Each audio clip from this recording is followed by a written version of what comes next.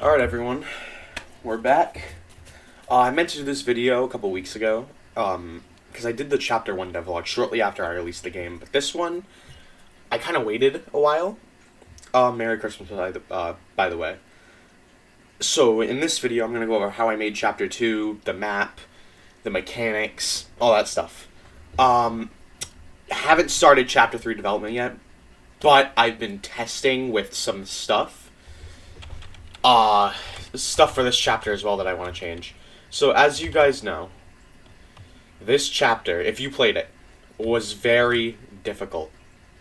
And it was meant to be difficult, but I made it a bit too difficult. I'll show you guys the map in a couple minutes, but I just want to go over a couple more things. So, for a new mechanic I added, it was the cleaver, which it just has a weird... It has the shelf texture, or at least the texture the shelves are supposed to have, but it looks bad on the shelves, and also you can't even really see it. So, the whole mechanic with the cleaver is you're supposed to be able to break down wood. And that allows you to get to different parts of the map. Some parts of the map don't matter more than others. So, let me go over to where one of the tapes are. Really quick, right here. So in here is an untextured model, and as you can see, it's hard to see in the game. He's very ugly. The model's very ugly, but that is because you can't really see it. And it looks good regardless in no color, but for Chapter 3, it's going to be in color. So we're going to have to put work into the model, so it's probably going to take until, like, April. Maybe even more for Chapter 3, and it sucks, but I'm not really the modeler in this situation. I need to learn how to model. I'm going to try and learn how to model in these next few weeks so that I can also produce things. But, in here, this is Naoma. And this is his tape. This is not a Kepler tape. Originally, when I released the game, I did not put in the Kepler tapes because I did not have them. And I was not going to wait 3 months for the tapes. So, this is spoilers. Kind of. It's not really it's a lore game, sort of. Not really story-driven, but it can be story-driven. But tape right here for Kepler, right where you spawn.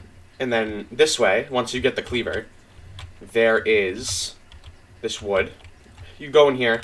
This puzzle is pretty self-explanatory if you think about it. Now, it's hard, because this cup, and when there's no color, and it's just the Game Boy filter, there's this cup, then there's this cup. And people would mistake them for the same cup. There are two different cups. The whole point of this puzzle is that you're supposed to count each object, or how many of certain objects there are, and then put it into this keypad thing over here. So, there's 1, 2, 3, 4, 5 of those, and it's in a random order, so you have to just keep trial and error, which I realize is annoying. Right here is the Naoma key, and then the tape, the last Kepler tape. Oh, I also forgot. I want to go over... Where is he? Herbert. I think he's in here. No, he's not. Where is he? That's a good question. He's over here. So, he spawns in this little area. Ooh, we got a little bit of clipping.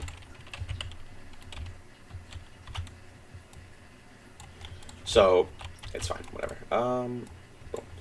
So... He is just, there's no real texture on him or anything. And he has random path finding. So if I played the game and then went back to the scene. Oh, if it loads. So he will randomly go to paths. Now his AI is really weird, and I'm hoping to redo it before I release Chapter 3. His arm is really messed up. I never actually realized that. His animation's also pretty scuffed too, but animation is like my least favorite thing to do, besides level design. Which, once I show you the map, you guys will realize that I hate level design. So he just randomly goes to points. Sometimes when you're near him and he's going towards you, he'll just turn. But I think that's because he finds a random place to go, and he will not stop to chase you until he gets to that destination. Sometimes he does, though. I think... It's weird. So, since I'm right here, if he sees me, Shocking, he didn't. The elevator as well. So this elevator, in the beginning of chapter 2, in the cutscene, it crashed. Because Herbert jumped it, he's gone. Let me just get out of here. So, you know, jumped at it. So now I think is a good time to show you guys the map. I'm really sorry. It's pretty bad. Now if you guys are just gonna cheat with this, I don't really care. It's gonna be hard to use anyway, because there's just so many dead ends and other ways to go. So after you get the Naoma key, there's objects that are supposed to like guide you on where to go. That over there's a Herbert statue. It's supposed to scare you, and it actually scared me once. So my brother is yelling very loud. I'm sorry. So once you go in here, you put the cleaver on this table. Don't ask me why. This took a lot longer than it should have, just to put a cleaver on the table. It didn't really matter. One person got in with the cleaver somehow. I remember that. But yeah. You're supposed to find these artifacts, which were modeled by the modeler. And once you get in here, there's a trigger that will shut the door behind you, and you have 7 minutes. Originally, it was going to be 4 minutes, and I realized that was really bad. I need to get people who can playtest the game. So in this escape room, you have 7 minutes, and these 4 pedestals. This took so long to do, but I'm really proud of it.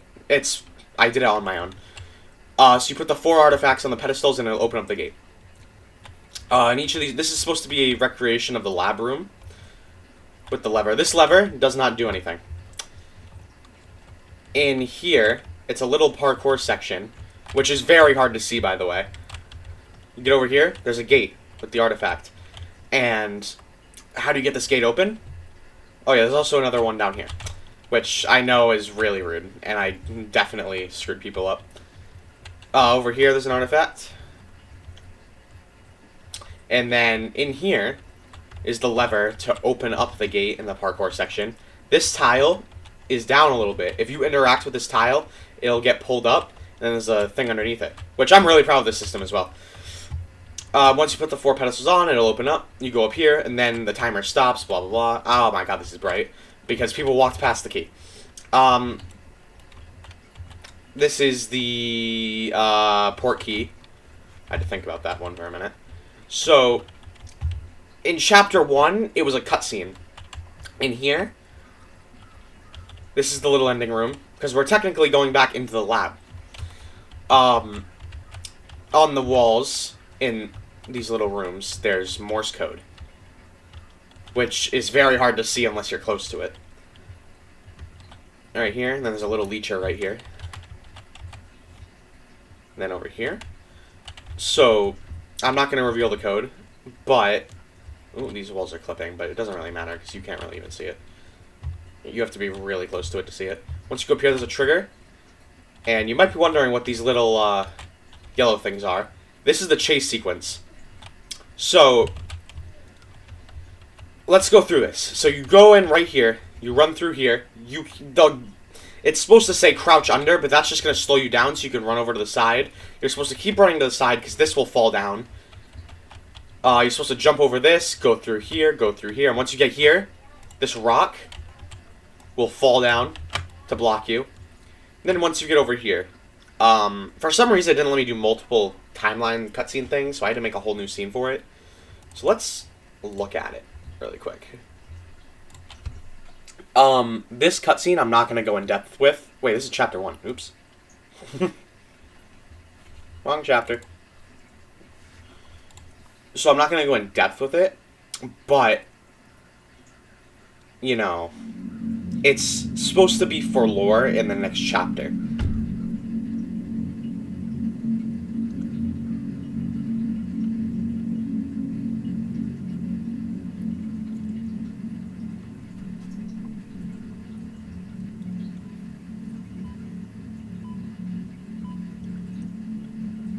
So I'll let you guys interpret that however you want to.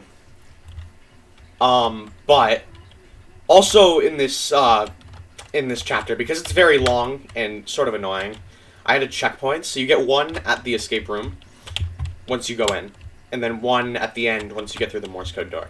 So that is basically the whole chapter. Chapter 3, I'm going to add a lot of new mechanics. It's going to be in color. It's going to have a lot of stuff that I might be too ambitious with, but I'm hoping that it works out in the end. And we'll see. But this chapter I'm really proud of, even though it was extremely difficult. And I tried my best to make it as easy as I could without making it incredibly easy. But, yeah. Also, we got new chase music, because the other one, when people would make videos on it, because of, like, one drum that was used, which was, like, royalty-free or something, it would get copyright claimed. So, we remade the chase music, and now we're good. There's going to be 3 total new soundtracks for Chapter 3. And that will be... I'm not going to tell you, actually, but for Chapter 1 we had... There's none for Chapter 2.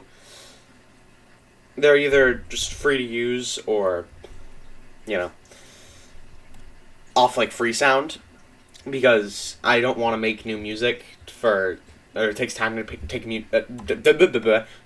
takes time to make new music for this. I was waiting to release just for the new chase music, and that took a while. Because I didn't want people to make videos on it, and then it ended up getting copyright claimed because of the music. So, because that's what kind of drives people away from the game. Because if they want to make videos on it, then they don't want to get copyright claimed. Well, you know. So that's basically it for Chapter 2. And Chapter 3 development will start eventually, whenever I get the models for the map. Yeah. And I'm really excited for Chapter 3, and I think you guys will like it, because it puts closure to the game. And I'm planning after Chapter 3 to make, like, an extra game mode, but I'm not really going to talk about that yet. Because I'm not sure.